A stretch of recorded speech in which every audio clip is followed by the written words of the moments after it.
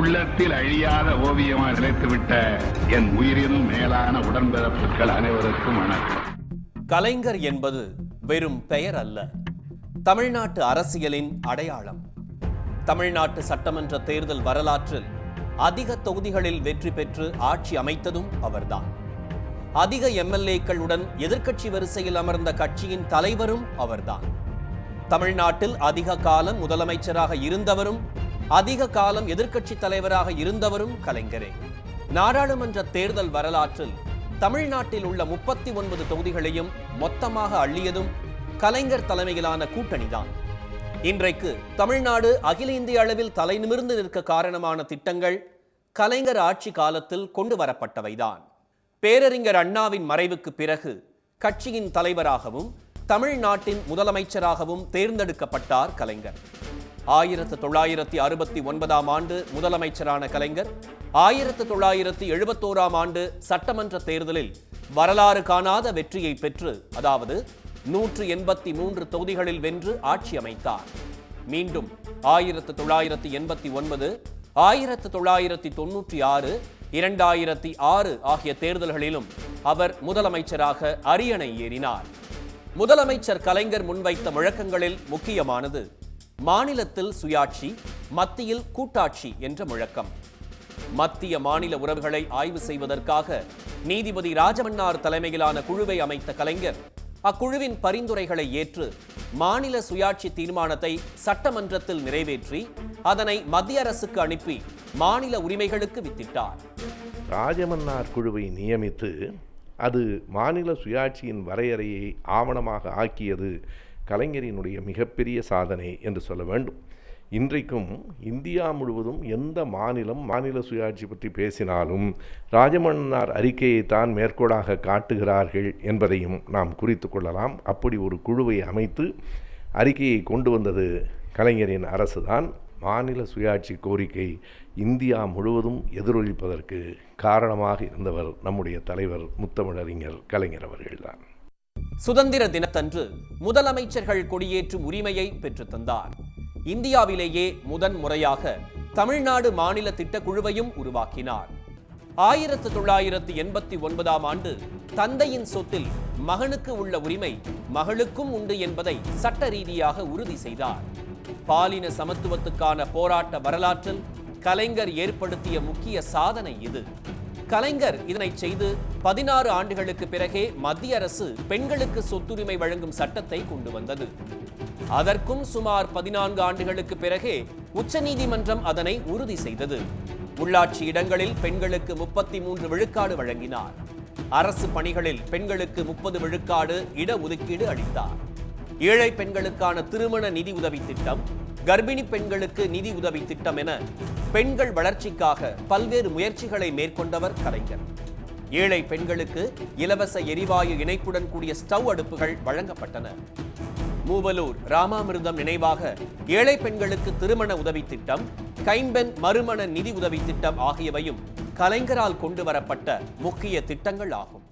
படிப்புல ஆணுக்கு பெண் இளைத்தவர் இல்லை அப்படின்னு நிரூபிக்கிறதுக்கு கலைஞர் அவர்களுடைய ஆட்சி தமிழ்நாட்டில் பெண்களுக்கான திட்டங்களை கொடுத்தது தான் இன்னைக்கு இவ்வளவு பேர் படித்து சுதந்திரமாக, குறிப்பாக ஐடி துறையில் இருக்கும் பெண்கள் உலகம் பூரா போய் படிக்கிறீங்க, வேலை பார்க்குறீங்க அப்படின்னு சொன்னால் அதற்கான அடிப்படை கட்டமைப்பை உருவாக்கியவர் கலைஞர் அவர்கள்ங்கிறத ஞாபகம் வச்சுக்கணும்.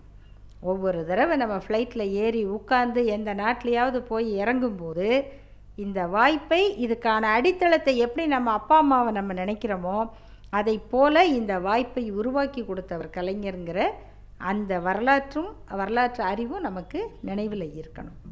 தமிழகத்தில் நிதி நெருக்கடி காரணமாக மது விலக்கை ரத்து செய்த கலைஞர் 2 ஆண்டுகளில் மீண்டும் மது விலக்கை அமல்படுத்தினார். அதன் பிறகு ஆட்சிக்கு வந்த எம்ஜிஆர் மீண்டும் மதுக்கடைகளை திறந்தார்.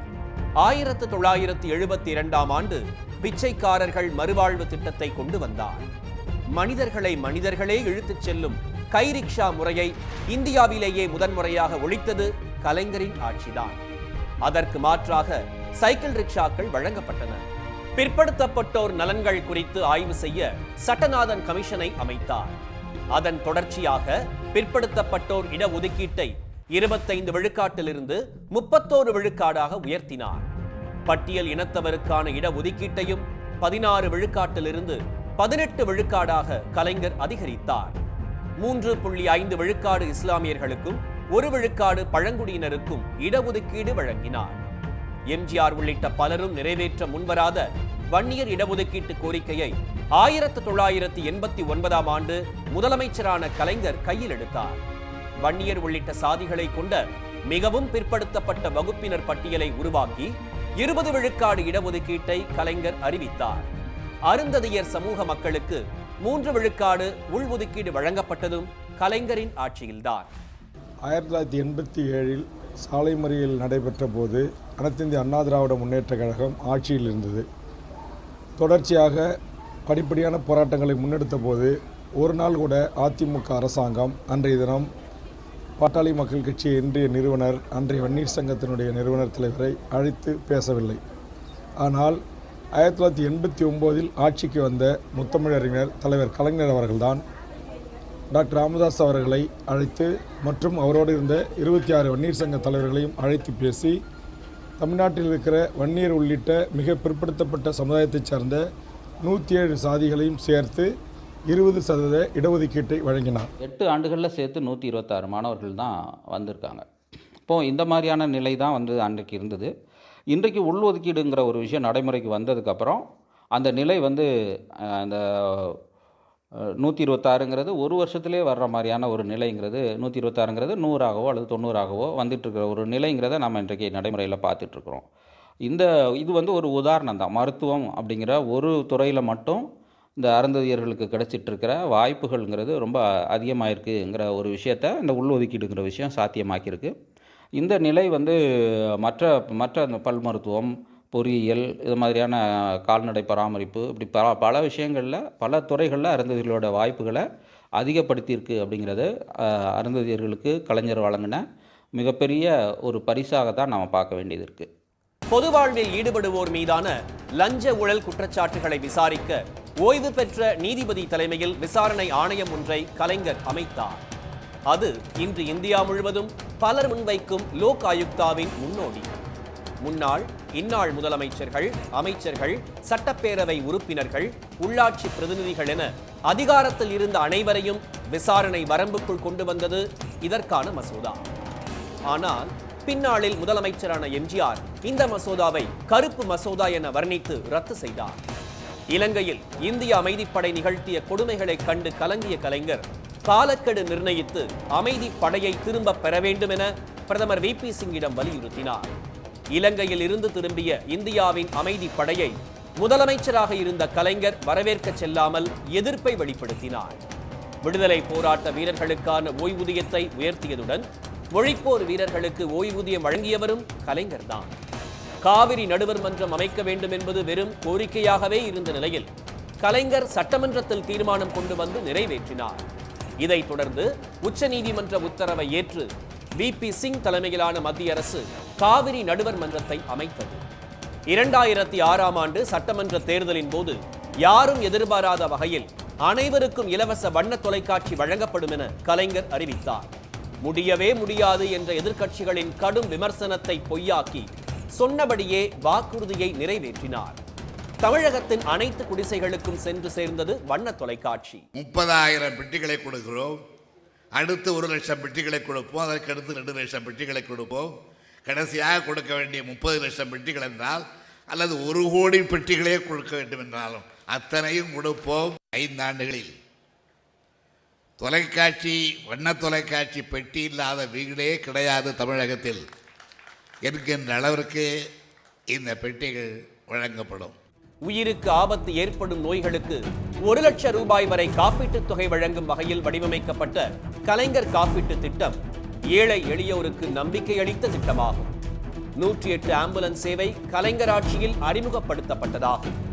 கோரிக்கையாக மட்டுமே இருந்த சேலம் உருக்காலை திட்டத்தை 4ஆம் 5ஆண்டு திட்டத்தில் சேர்க்காவிட்டால் ஒட்டுமொத்த தமிழகமும் 5ஆண்டு திட்டத்தை புறக்கணிக்கும் என அறிவித்தார். சேலம் உருக்காலை தமிழகம் வந்து சேர்ந்தது. தமிழகத்தின் தொழில் மேம்பாட்டுக்காக சிப்காட் தொழில் வளாகங்கள் உருவாக்கப்பட்டன. அனைத்து கிராமங்களுக்கும் மின்சார வசதி ஏற்படுத்தப்பட்டதுடன் 8 இடங்களில் மின் உற்பத்தி நிலையங்கள் உருவாக்கப்பட்டன. விவசாயத்திற்கு இலவச மின்சாரம் வழங்கும் திட்டம் இந்தியாவிலேயே முதன்முறையாக அறிமுகப்படுத்தப்பட்டது கலைஞர் ஆட்சியில்தான். கிராமப்புற மேம்பாட்டுக்காக நமக்கு நாமே திட்டத்தையும் அவர் கொண்டு வந்தார். அண்ணா மறுமலர்ச்சி திட்டம் நடைமுறைப்படுத்தப்பட்டது. அரசு ஊழியர்கள் குடும்ப நல திட்டம் உருவாக்கப்பட்டது. அரசு ஊழியர்கள் உயிரிழக்க நேரும் போது குடும்பத்தினருக்கு நிதி உதவி அளிக்கும் நடைமுறையையும் அவரே உருவாக்கினார். இன்றைக்கு ஆசிரியர் அரசு ஊழியர்கள் இறந்துவிட்டால் அவருடைய குடும்பத்தினருக்கு கருணை அடிப்படையிலேயே பணி நியமனத்தை வழங்கக்கூடிய ஒரு வாய்ப்பை டாக்டர் கலைஞர் அவர்கள் வழங்கியிருந்தார்கள். கூடவே மத்திய அரசுக்கு இணையான ஊதியத்தை எப்பொழுதெல்லாம் மத்திய அரசு ஊதிய விகிதத்தை மாற்றுகிறதோ முதல் மாநிலமாக தமிழகத்திலே தமிழக அரசு ஊழியர்களுக்கும் வழங்கக்கூடிய முதலமைச்சராக டாக்டர் கலைஞர் அவர்கள் இருந்திருந்தார். அகவிலைப்படி உயர்வு எப்பொழுதெல்லாம் மத்திய அரசு உயர்த்துகிறதோ 6 மாதத்துக்கு ஒரு தடவை உடனடியாக அமல்படுத்தக்கூடிய மாநிலமாக தமிழகம் இருந்தது. அதற்கு மிக முக்கிய காரணமாக மாண்புமிகு முதலமைச்சர் டாக்டர் கலைஞர் அவர்கள் இருந்திருந்தார். இன்றைக்கு தொகுப்பூதிய முறை ஒழித்தவர் டாக்டர் கலைஞர். ஒப்பந்த மற்றும் போக்குவரத்து ஊழியர்களுக்கான ஓய்வூதிய திட்டத்தையும் அவரே அறிமுகப்படுத்தினார். காவல்துறையினருக்கென ஆணையம் உருவாக்கப்பட்டது. போக்குவரத்து கழக தொழிலாளர்களுக்கு மிக அதிகமான ஊதியத்தை பெற்றுத் தருவதை எப்பொழுதெல்லாம் திராவிட முன்னேற்ற கழகம் ஆட்சி பொறுப்புக்கு வருகின்றதோ அப்பொழுது செய்யப்பட்டது. குறிப்பாக இந்தியாவிலே ஒரு பொதுத்துறை நிறுவனத்தில் பணியாற்றக்கூடிய தொழிலாளர்களுக்கு 1998ஆம் ஆண்டு அவர்களுக்கு ஓய்வூதியம் அரசு ஊழியர்களைப் போல வழங்கப்பட்டு அந்த ஓய்வூதியம் இன்று வரை வழங்கப்படுகின்றது. உலக பொதுமறை தந்த திருவள்ளுவருக்கு மிகப்பெரிய அளவில் சிலை வடிக்க வேண்டும் என்பது கலைஞரின் மகத்தான கனவு. 70களில் இந்த கனவுக்கு தொடக்கப்புள்ளி வைத்த கலைஞர் 1999ஆம் ஆண்டு குமரி முனையில் 133 அடி உயரத்தில் திருவள்ளுவருக்கு கம்பீரமான கற்சிலையை உருவாக்கினார். இந்தியாவின் பெருமைமிகு அடையாளங்களில் ஒன்றாக திகழ்கிற திருவள்ளுவர் சிலை சுனாமி தாக்குதலில் இருந்து தப்பி தனது வலிமையை பறைசாற்றியது. பண்பாட்டு தளத்தில் கலைஞர் ஆற்றிய முக்கியமான பங்களிப்பு திருவள்ளுவர் சிலை என்றால் அது மிகையாகாது. வட இந்திய முகமாக கன்னியாகுமரியை காட்டுவதற்கு பகீரத முயற்சிகளை எடுத்து அதிலே அவர்கள் வெற்றியும் பெற்றார்கள். ஆனால் அவர்கள் பெற்ற வெற்றிக்கு ஆயுள் மிக குறைவு. இதோ நான் கட்டுகிறேன் பார் என்று நடுக்கடலில் பாறையின் மீது அண்ணாந்து பார்க்கிற உயரத்தில் 133 அடி உயரத்தில் வள்ளுவர் சிலையை நிறுவி தமிழ் சான்றோர் பெருமக்களையும் பேராசிரிய பெருமக்களை அழைத்து வந்து பல்வேறு தலைப்புகளில் பேச வைத்து அழகு பார்த்து திருவள்ளுவர் சிலையை திறந்து வைத்ததன் மூலம் கன்னியாகுமரியினுடைய முகத்தை ஒரு வடக்கு சார்ந்த முகமாக காட்டுவதற்கு சனாதன சக்திகள் எடுத்த முயற்சியை முறியடித்து அது தமிழர்களின் ஊர், அது தமிழர்களுக்கு உரியது கன்னியாகுமரி என்பதை காட்டுவதற்கு தலைவர் கலைஞர் அவர்களுக்கு அன்றைக்கு வான்புகழ் வள்ளுவர் பயன்பட்டார். சென்னை கடற்கரையில் கம்பீரமாக நின்ற கண்ணகி சிலை ஜெயலலிதா ஆட்சியில் அகற்றப்பட அதனை மீண்டும் நிறுவியவர் கலைஞர். வள்ளுவரின் புகழை பரப்பும் வகையில் சென்னை நுங்கம்பாக்கத்தில் தோரணவாயில், அரங்க மண்டபம், கருங்கல் தேர், குறள் மணிமாடம், மாடி தோட்டம், ஆராய்ச்சி நிலையம், தேர்கோபுரம், தேர் கலசம் ஆகியவற்றை கொண்ட வள்ளுவர் கோட்டத்தை உருவாக்கினார் கலைஞர். ஆனால் அதை திறப்பதற்குள் கலைஞர் ஆட்சி கலைக்கப்பட வள்ளுவர் கோட்டத்தை ஜனாதிபதி ஃபக்ருதீன் அலி அகமது திறந்து வைத்தார். விவசாயிகள் தாங்கள் விளைவித்த பொருட்களை மக்களிடம் நேரடியாக விற்பனை செய்யும் வகையில் உழவர் சந்தை திட்டத்தை கொண்டு வந்தார். லாபத்தை இடைத்தரகர்களிடம் இழக்காமல் முழு லாபத்தையும் விவசாயிகளே பெறுவதற்காக கலைஞர் வடிவமைத்த திட்டம் இது. தென் மாவட்ட மக்களின் வாழ்வையும் பொருளாதாரத்தையும் மேம்படுத்துவதற்கான சேது சமுத்திர திட்டத்தை கொண்டுவர அரும்பாடுபட்டார். கலைஞரின் இடைவிடாத முயற்சியால் 2427 கோடி ரூபாய் மதிப்பிலான திட்டத்தை மத்திய அரசு அறிவித்தது. அடிக்கல் நாட்டு விழாவில் அப்போதைய பிரதமர் மன்மோகன் சிங், சோனியா காந்தி ஆகியோர் கலந்து கொண்டனர். தமிழகத்தின் அனைத்து கட்சி தலைவர்கள் பங்கேற்ற அந்த விழாவை ஜெயலலிதா மட்டும் புறக்கணித்தார். 2011இல் மீண்டும் ஜெயலலிதா முதலமைச்சராக 2014ஆம் ஆண்டு மத்தியிலும் பாரதிய ஜனதா கட்சியின் அரசு அமைந்துவிட சேது சமுத்திர திட்ட பணிகள் முடங்கின. அதிநவீன வசதிகளுடனும் மிகுந்த தொலைநோக்கு பார்வையுடனும் பிரம்மாண்டமான புதிய தலைமைச் செயலகத்தை கலைஞர் உருவாக்கினார். சென்னை ஓமந்தூரார் தோட்டத்தில் அமைந்த புதிய கட்டடத்தில் சட்டமன்ற கூட்டமும் நடைபெற்றது. ஆனால் புதிய தலைமை செயலகத்தை நவீன மருத்துவமனையாக ஜெயலலிதா மாற்றினார். அண்ணா நூற்றாண்டு விழாவை கொண்டாடிய கலைஞரின் அரசு அண்ணாவின் நினைவாக சென்னையில் பிரம்மாண்டமான நூலகத்தை உருவாக்கியது. ஆசியாவின் மிகப்பெரிய நூலகங்களுள் ஒன்றாக மதிக்கப்படும் அண்ணா நூற்றாண்டு நூலகம் நாளைய தலைமுறைக்கான அறிவு கருவூலமாக திகழ்கிறது. தமிழுக்கு செம்மொழி தகுதி வேண்டும் என்ற நெடுநாள் கோரிக்கைக்கு செயல் வடிவம் கொடுத்தவர் கலைஞர். மன்மோகன் சிங் தலைமையிலான ஐக்கிய முற்போக்கு கூட்டணி அரசில் திராவிட முன்னேற்ற கழகம் அங்கம் வகித்த போது தமிழ் செம்மொழியாக அறிவிக்கப்பட்டது. இந்திய அரசால் செம்மொழியாக அறிவிக்கப்பட்ட முதல் மொழி என்ற பெருமையை தமிழ் பெற்றது.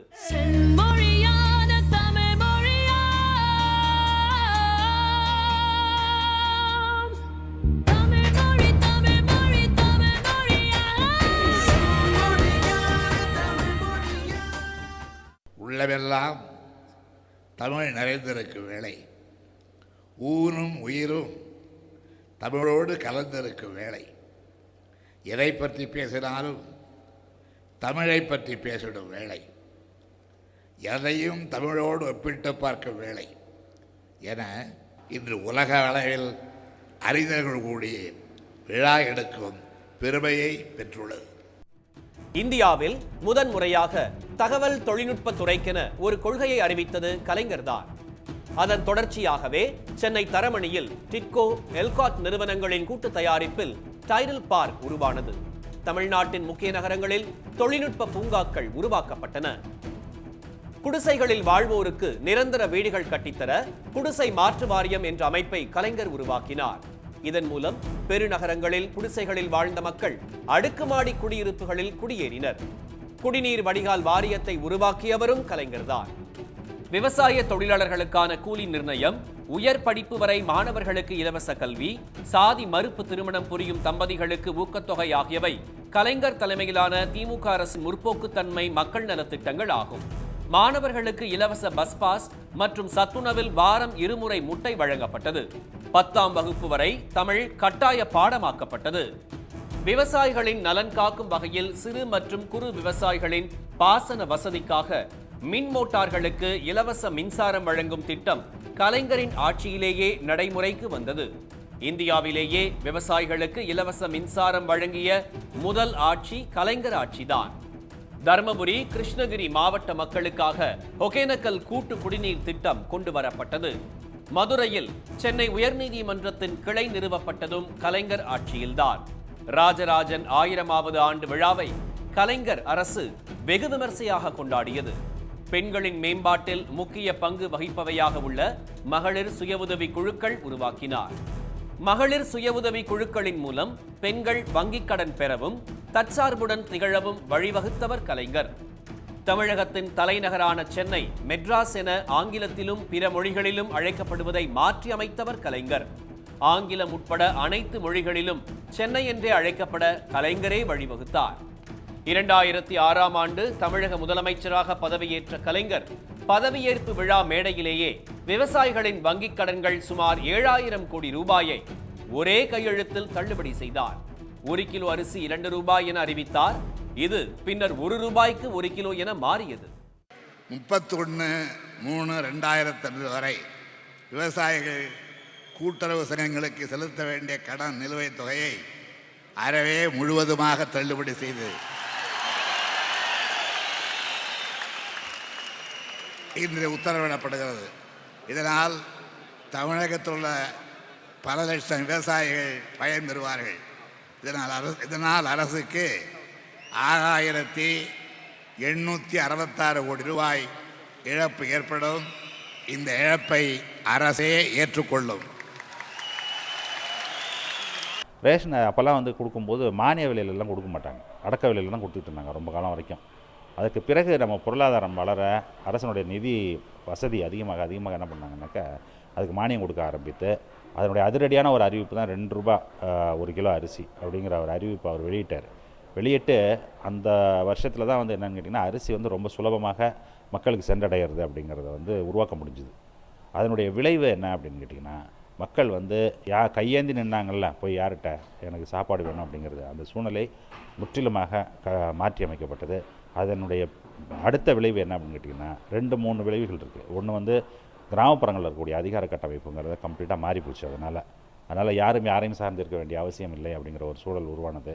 2வது வந்து விவசாயம் மட்டும்தான் நம்ம நம்பியிருக்கணும், சோத்துக்காக இருக்கணும் அப்படிங்கிறத விட்டுட்டு மற்ற நகர்ப்புறங்களை நோக்கி மக்கள் அன்றாடம் வேலையை தேடி கிளம்புறது அப்படிங்கிறதும் அதை ஈஸியாக நடக்க ஆரம்பிச்சது. தமிழ் வழியில் கல்வி கற்றோருக்கு அரசு பணிகளில் 20 விழுக்காடு இடஒதுக்கீடு வழங்கும் சட்டத்தை கலைஞர் கொண்டு வந்தார்.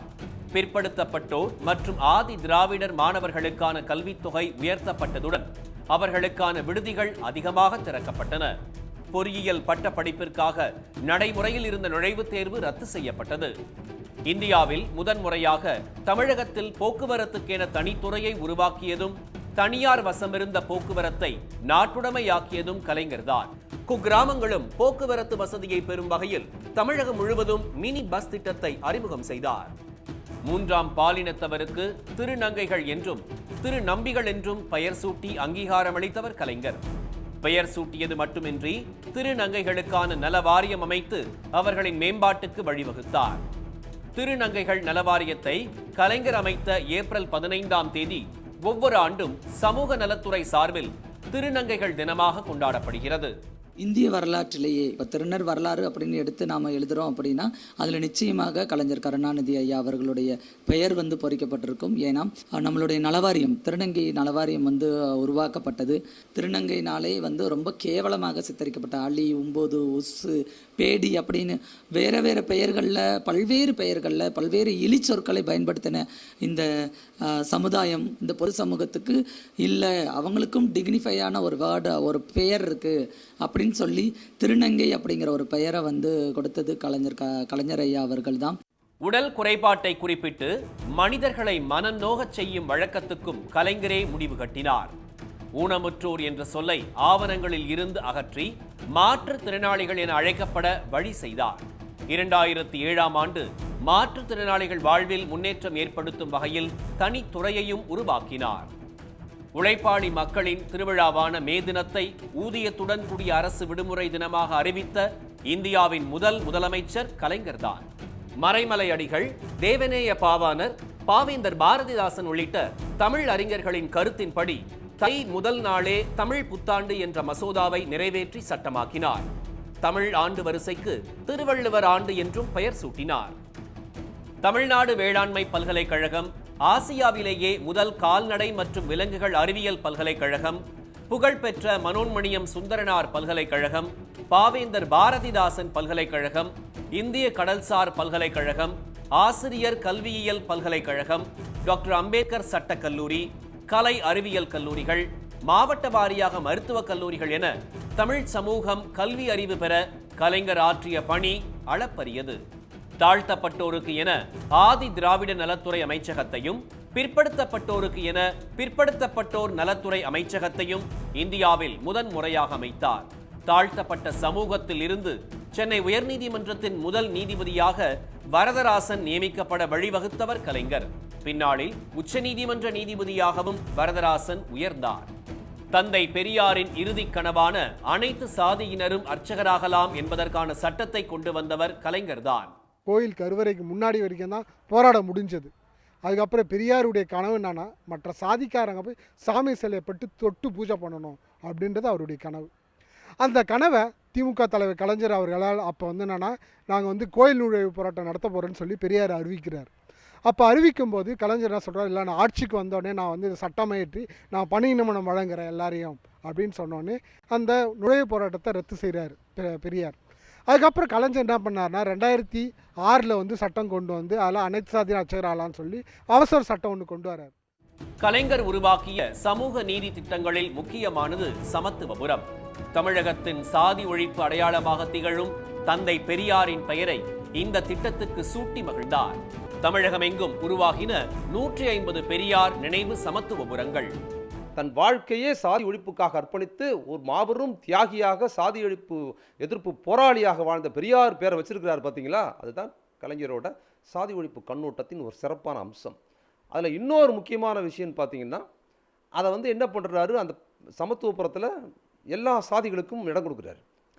இடஒதுக்கே இல்லாத சாதி வந்தாதான் அப்போ பிராமின்ஸ் ஒன்லின்னு போர்டு இருக்கிறவங்களுக்கு அங்கே வீடு கொடுக்குறாரு. எப்படி கொடுக்குறாரு? அவங்களுக்கு வீடு கொடுத்தாதான் அது சமத்துவபுரமாக இருக்கும். அப்போ யார் சாதி கடைபிடித்து மற்றவங்களெல்லாம் நம்ம அதை விட கீழன்னு நினைக்கிறவங்கள அதில் கொண்டாந்து வச்சாதான் சாதி சமத்துவபுரம் இருக்கும்னு இடஒதுக்கீடு உள்ளவர்களுக்கும் இடஒதுக்கீடு இல்லாதவர்களுக்கும் வைத்து அந்த சமத்துவபுரத்தை கட்டமைச்சிருக்கிறார் என்பது 2000 ஆண்டுகளில் இந்திய தமிழகத்தில் உள்ள இந்திய சமூகத்திலேயே ஒரு சாதி ஒழிப்பில் ஒரு அரசு எடுத்த மன்னர் ஆட்சியில் கூட இல்லாத ஒரு மாபெரும் சிறப்பு கலைஞர் எடுத்தாருங்கிறது மகத்தானது. சென்னையின் போக்குவரத்தை மேம்படுத்த பல்வேறு மேம்பாலங்களை அமைத்தவர் கலைஞர். அது மட்டுமின்றி ஆசியாவிலேயே மிகப்பெரிய பேருந்து நிலையமான கோயம்பேடு பேருந்து நிலையத்தை உருவாக்கியதும் அவரே. சென்னையின் பறக்கும் ரயில் திட்டம், மெட்ரோ ரயில் திட்டம் ஆகியவை கலைஞரால் கொண்டு வரப்பட்டவையாகும். கலைஞரின் வருமுன் காப்போம் திட்டம், கால்நடை பாதுகாப்பு திட்டம் உள்ளிட்டவை கிராமப்புற பொருளாதார மேம்பாட்டுக்கு அடித்தளமாக அமைந்தன. தமிழகத்தின் தொழில்துறையை மேல்நிலைக்கு எடுத்துச் செல்ல ஹூண்டாய், ஃபோர்ட் கார் தொழிற்சாலைகள், செயின்ட் கோபைன் கண்ணாடி தொழிற்சாலை உள்ளிட்டவை உருவாக்கப்பட்டதும் கலைஞர் ஆட்சியில்தான். கலைஞரின் ஆட்சியில்தான் தஞ்சை பெருவுடையார் கோயில் உட்பட 4500க்கும் மேற்பட்ட கோயில்களில் குடமுழுக்கு விழாக்கள் அறநிலையத்துறை மூலம் நடத்தப்பட்டன.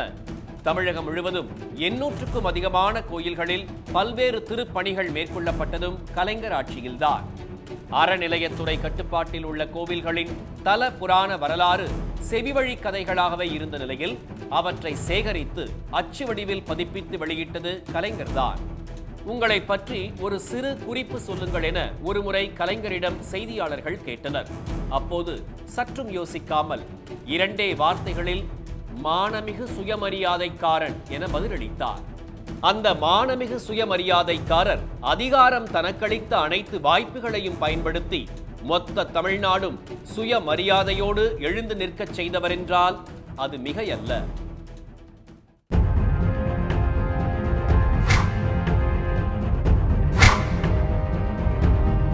உள்ளத்தில் அழியாத ஓவியமாக நிலைத்துவிட்ட என் உயிரின் மேலான உடன்பிறப்புகள் அனைவருக்கும் வணக்கம்.